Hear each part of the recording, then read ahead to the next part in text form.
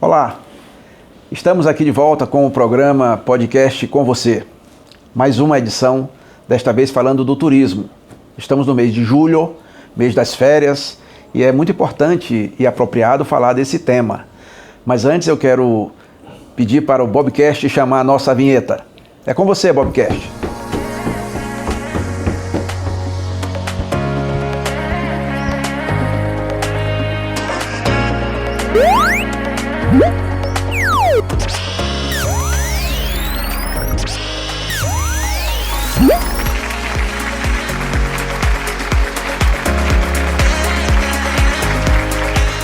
Muito bem, e eu tenho hoje como um convidado muito especial, um amigo que conhece também esse tema do turismo e vai conversar conosco, Paulo Seabra. Tudo bem, Paulo? Tudo bem, Seja bem-vindo. Obrigado. O podcast com você está aqui para a gente discutir sobre turismo no Maranhão e nessa região importante do nosso país, que é o norte e o nordeste, né, principalmente.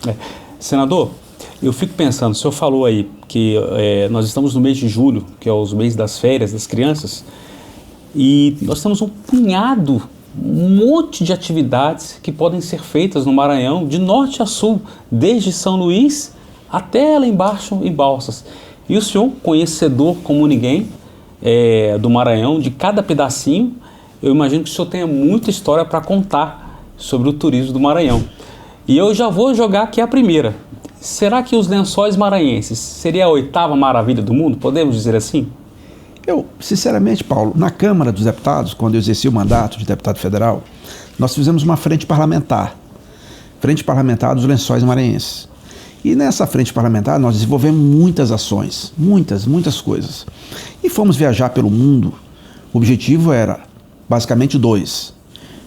Promover os Lençóis Maranhenses, divulgar essa beleza natural sem igual para o Brasil e para o mundo, e buscar executar as obras de infraestrutura tão necessárias para a promoção dessa política pública importante que é o turismo. Eu sempre tenho dito, né, que sem infraestrutura, sem logística, a gente não vai poder produzir nada, nem mesmo o turismo, que é uma política transversal que depende de todas as outras. E, à época, Paulo, fizemos eventos com Red Bull, né? Campeonato internacional de kitesurf, enfim, de várias modalidades, aproveitando a força dos ventos naquela região, né? E aí a gente também apresentou inúmeros projetos para as obras de infraestrutura.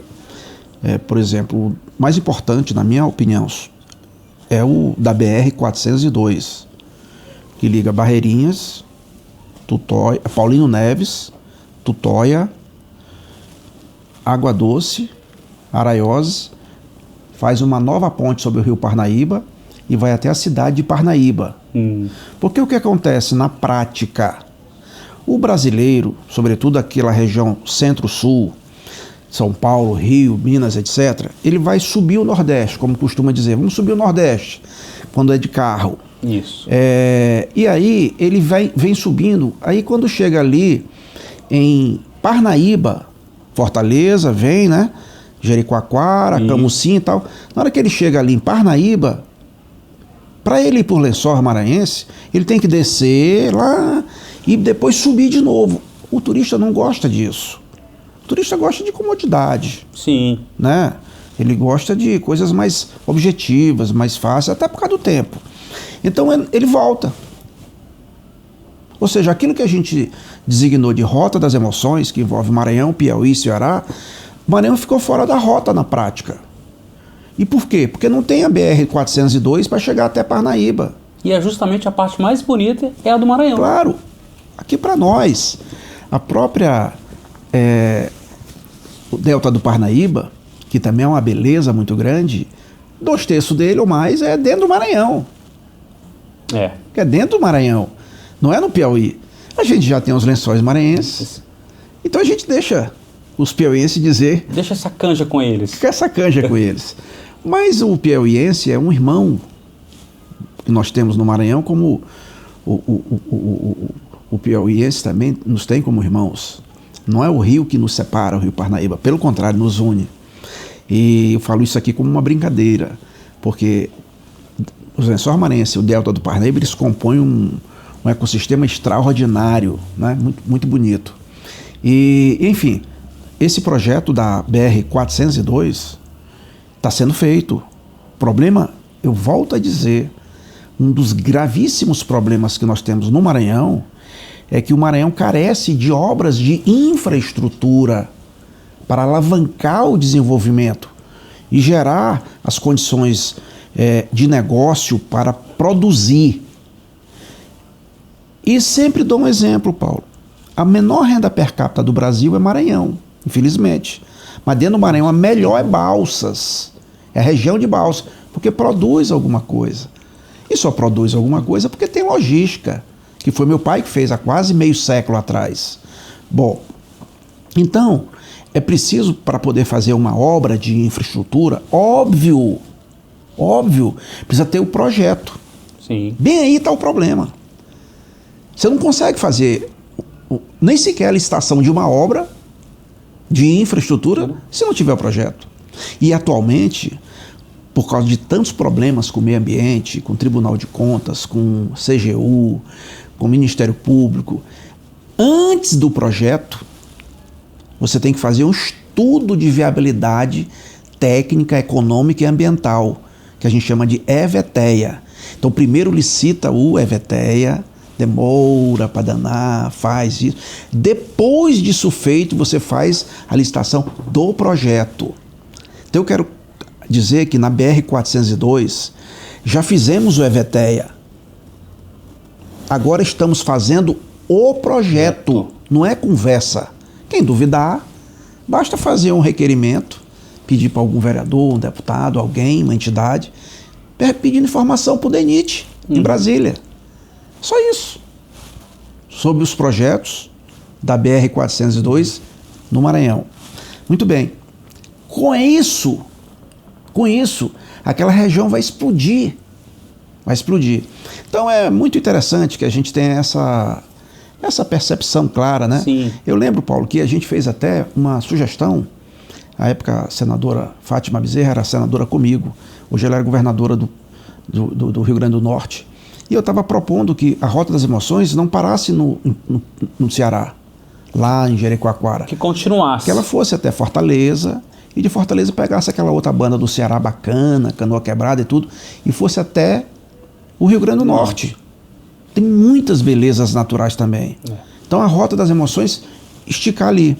Muito bem, mas até hoje isso não foi. Eu saí do Senado e parou. Você vê, no Senado, assim como na Câmara, nós tínhamos uma frente parlamentar, que eu também presidia.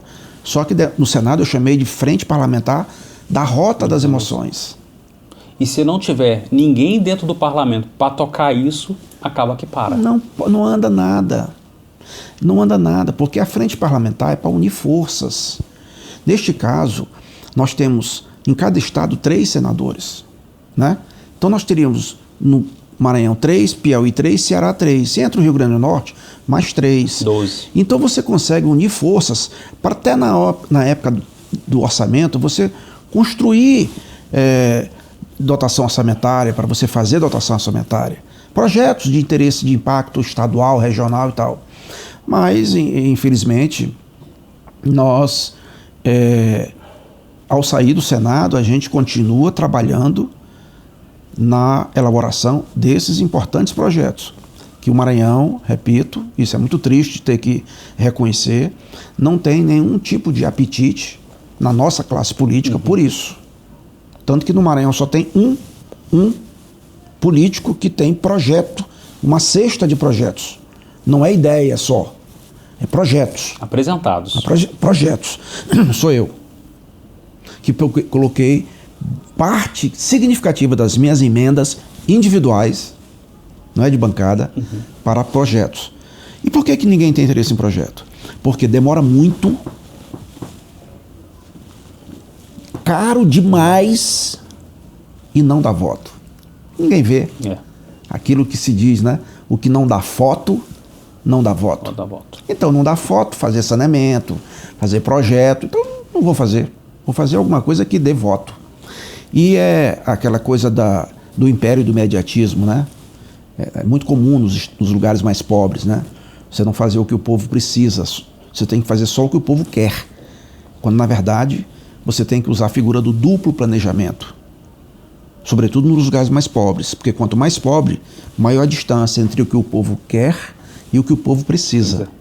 Então, se você for no Lago Sul, em Brasília, ou na Asa Sul, ou na Asa Norte, e perguntar para uma comunidade, olha, está aqui o orçamento do saneamento básico daqui, está dando tantos milhões, por pessoa, per capita, que está dando R$1.000. Vocês querem a obra ou vocês querem o dinheiro? Você vai levar no mínimo uma vaia. Porque a pessoa tem compreensão que aquele dinheiro não é do gestor, é dele. O sujeito está só fazendo a gestão. Ok, mas quando você pergunta isso num lugar pobre, onde as pessoas estão passando necessidades básicas, que você acorda e o filho pega na tua calça e diz assim, papai, eu estou com fome, eu quero um pão. Que o pai sai desesperado atrás de um pão para dar para o filho e não acha nada, porque não tem oportunidade de emprego em canto nenhum.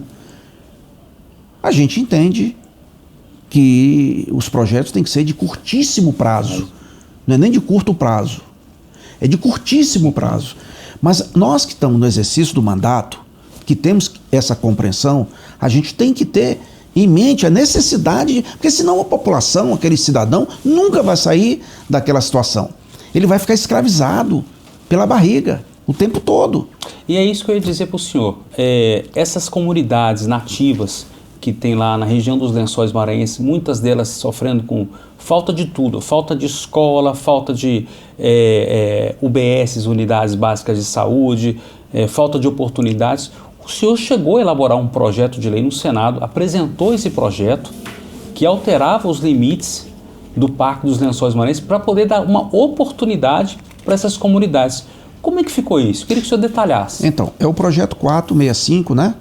/ 2018. O que é que acontece, Paulo?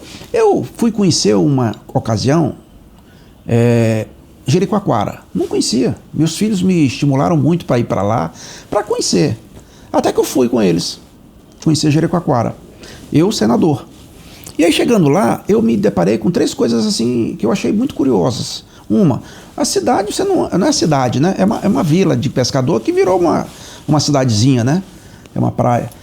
Não tem ruas, né? Não tem. Você para lá no estacionamento e você vai andar a pé lá dentro. Legal.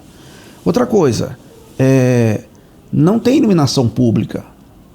Não tem iluminação pública. Eu não vi. A iluminação que tinha, que iluminava as ruas, tal, quando a gente andava, das casas e dos estabelecimentos comerciais. Certo. Não tem assim poste com iluminação, não tem. E não tem um calçamento, nada, tudo é na areia. Tanto que no primeiro dia eu paguei um mico danado. Eu me arrumei para sair à noite, para a gente jantar, botei ali um tênis, um negócio e tal. Quando eu fui ver, estava todo mundo descalço, andando na areia. Bom, aí eu levei essa experiência lá para o Maranhão. Aí eu cheguei no Maranhão com a ideia fixa de fazer a nossa Jericoacoara. Como o Piauí fez. Hoje você tem Barra Grande, no Piauí, que é uma espécie de Jericoacoara dos piauienses. Eu digo, vamos fazer a nossa Jericoacoara. Aí um amigo meu conversando, e eu queria, primeiramente pensando em Barreirinhas, né? Porque o foco era só Barreirinhas na época. Estamos falando de quase 10 anos atrás, né?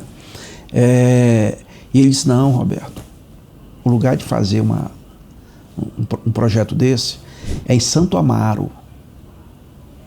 Porque Santo Amaro, Paulo, é uma das 3 cidades que está num parque. Isso. Barreirinha, Santo Amaro e Primeira Cruz. Barreirinha é muito bonito, mas Barreirinha tem uma dificuldade bem objetiva. Barreirinha está muito distante das dunas, que é o verdadeiro sentido dos parques. Isso. Então para chegar lá, tu tem que montar em carro pau de arara, aquelas coisas todas, aquelas Toyota que normalmente o turista não gosta. E Santo Amaro não, está na cara do gol, está em frente às dunas. Bom, ok. Aí eu fui conhecer, não Santo Amaro, que eu já conhecia, fui conhecer o interior e tal. E eu fui numa localidade que me levaram, chamada Betânia. Lindo, bem de frente do das Dunas. Muito bonito, uma praiazinha, uma comunidade, uma vila, né? Aí, como de costume, eu sempre perguntei, vem cá aí, onde é que é aqui a escola? Não tem não, senador, não tem escola aqui não.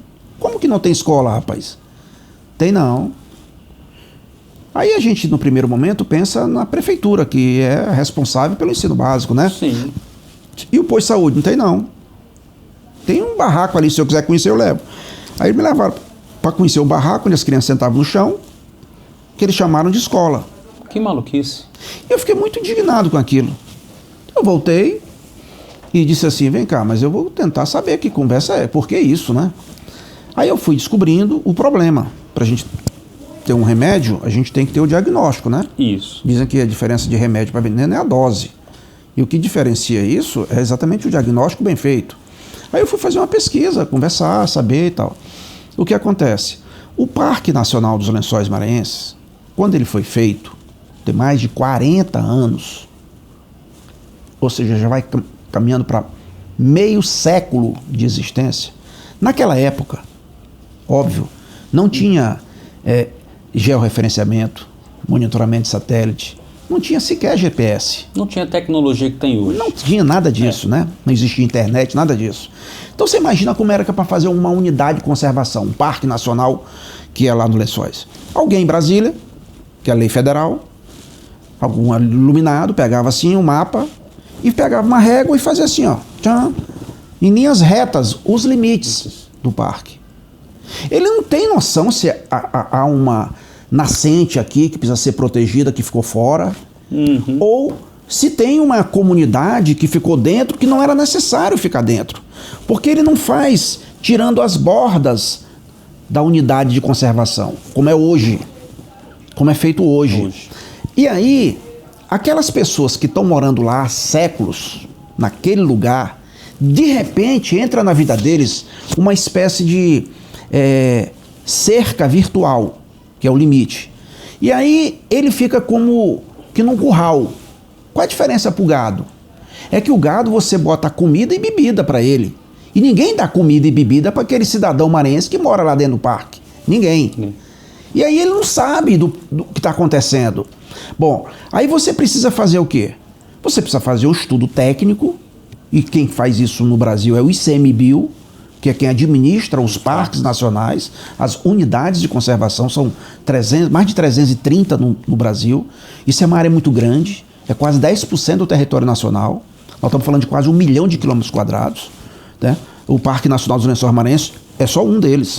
Que, para você ter ideia, é 2 vezes o tamanho da Suíça. É maior que a cidade de São Paulo. Então você imagina, se tem condição de Brasília olhar o que está acontecendo lá. Não existe isso. Então você pega, faz o concurso, aí bota 2, 3 funcionários, normalmente jovens, garotos, que vão para lá. Pronto, para cuidar de uma área daquele tamanho. E onde não tem plano de manejo, não tem nada, não tem regra, tudo é proibido. Tudo é proibido. O senhor teve um embate muito grande. Muito grande. Bom, aí eu fui no ministro da época. Ministro, olha, está acontecendo isso aqui, o cidadão tem direito à escola. Aí saiu na época uma pesquisa, coincidentemente. As 30 cidades do Brasil que tem a pior infraestrutura. Das 30, 16 são do Maranhão. Que absurdo. A grande maioria das outras são da região norte. E a gente entende pela falta de logística, né, para poder levar cimento, areia, pedra, tijolo, etc. Mas no Maranhão, 16 de 30. E das 16, sabe quais são as primeiras? As do Lençóis Maranhenses. Santo Amaro, Primeira Cruz. Uma tragédia. Aí eu fui ver por quê. Não tem escola, não tem posição, não tem nada. Não tem nenhum equipamento público. Por quê? Porque o governo federal não deixa. Quem é o governo federal? O ICMBio, Ministério do Meio Ambiente, porque é uma unidade de conservação. Aí eu fiquei indignado com aquilo. Aí eu perguntei, uma ocasião eu voltei no Ministério umas 3, 4 vezes. Aí eu voltei e falei com o ministro, pedi que chamasse toda a diretoria do ICMBio. E digo, ministro, eu só quero uma pergunta para vocês. E dependendo da resposta, eu me conformo e vou embora. Por que é que em Jericoacoara, que é uma unidade de conservação, ou seja, um parque nacional semelhante ao dos Lençóis Maranhenses. Lá pode fazer tudo. Tudo. Hotel, restaurante, pousada, escola, tudo. Equipamento público e privado. E no Lençóis Maranhenses não pode fazer nem escola. Aí um olhou para a cara do outro e tal, e me responderam, coisa que eu não sabia, que quase ninguém no Maranhão sabe. Os cearenses se uniram, porque os cearenses, os parlamentares, os políticos, quando é o interesse do Estado, eles se unem. Eles podem se matar na briga política, mas quando é um interesse estadual, eles se unem. Felizmente é uma coisa que o Maranhão carece muito disso. Maturidade política, né? Se unir em torno de uma causa estadual. De uma causa estadual. Que não tem dono. Tem dono, ela é do Estado. Bom, aí eles se uniram e retiraram do limite do Parque de Jericoacoara a praia, a comunidade de Jericoacoara. Fizeram um dente assim, ó. Entendeu? Fizeram um dente assim, ó. Pronto. Então, não está sob a gestão do ICMBio. Não tem problema. E o ICMBio está errado, literalmente errado, quando proíbe? Não. Não. Porque quando você faz uma emenda para fazer uma escola, por exemplo, a primeira coisa que o prefeito tem que fazer, no FNDE, para entregar, é o documento do terreno. Como é que o prefeito vai entregar o documento do terreno se a área é da União? É um parque nacional. Ou seja, não faz. Aí a gente fez... Eu disse assim, vem cá, e aí, como é que a gente vai resolver o problema? Agora eu entendi. Agora eu quero saber, por que a gente não resolve? O Maranhão tem milhares de pessoas que moram nas bordas do Parque Nacional dos Lençóis Maranhenses. Essas pessoas não podem ficar punidas assim. Não podem. Elas não pediram para estar lá dentro. E aí? Vivem de um limite invisível. Invisível. Aí, resultado. Aí me levaram até lá nesse povoado de Betânia ainda, me levaram lá, que fica mais ou menos uns 12 quilômetros da sede do município de Santo Amaro. Imagina, areia, só anda carro traçado. Aí os caras disseram, senador, aqui não pode, aqui no povoado. Aí, bem aqui pode.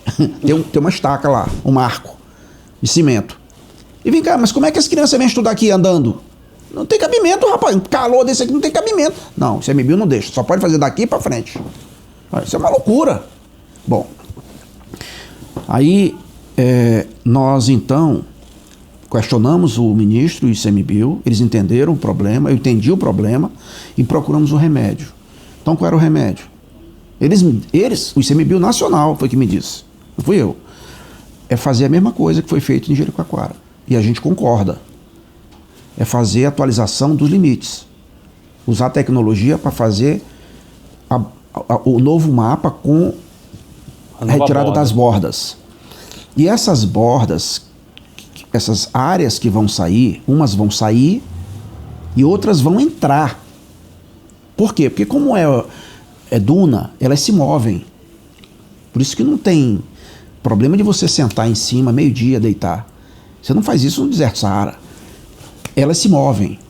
Então, se elas se movem, como o limite tá ali, ele já tá, a duna já passou de determinado ponto do limite, já passou. Então, tem área para ser afetada, ou seja, incluída no parque. Uhum.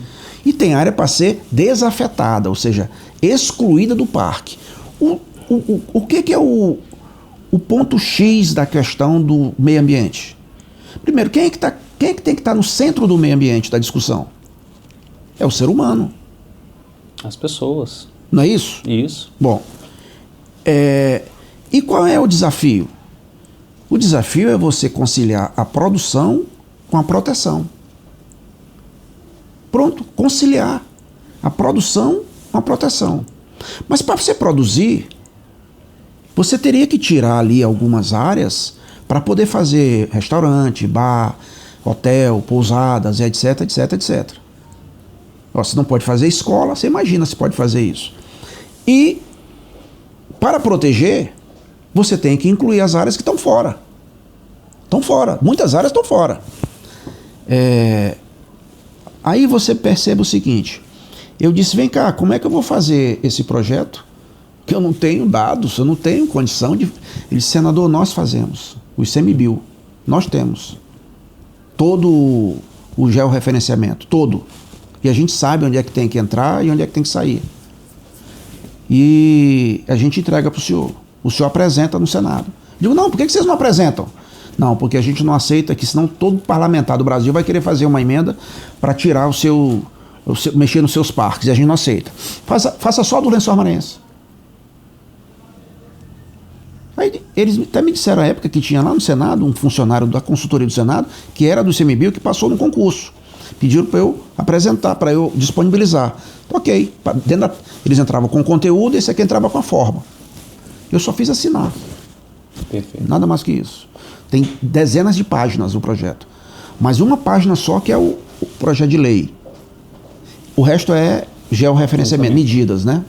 E a gente imagina que o turista que vai lá, ele nem sonha dessa situação. Quem mora lá não sabe nada disso. Ninguém sabe disso. Eu não sabia também, não. Bom, aí demos entrada no Senado. Aí começou a tramitar. De repente saiu o Lobão e o João Alberto do Senado, em 2018, 19. Pode ver que eu dei entrada no projeto, foi 2018. Isso. O Lobão saiu em 2019. E daí chegaram novos senadores. E a senadora Elisiane Gama, a pedido do então governador Flávio Dino, criou todas as dificuldades do mundo para o projeto tramitar. Não era possível nem tramitar, não era possível nem debater, nem discutir, não queria. Mas vem cá, que loucura. Política ou combustível é saliva. De repente eu estou errado, né, Paulo? Mas eu preciso conversar, sim, ouvir, falar. Isso é a arte da política. A humanidade só desenvolveu duas formas de tratar as coisas. Uma é na política e a outra é na porrada. Eu me lembro que o senhor chegou a fazer audiências públicas locais. Fizemos audiência. Eu fui fazer uma em Santo Amaro.